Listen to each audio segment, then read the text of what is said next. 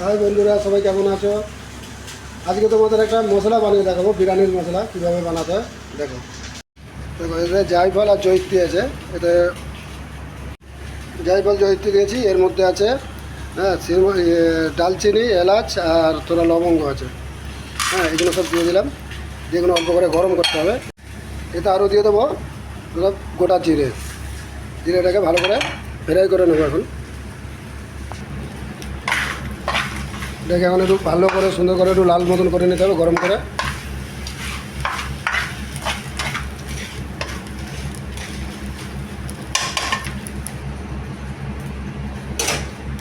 দেখতে পাচ্ছ, এখন এটা গরম হয়ে গেছে, পুরো লাল হয়ে গেছে।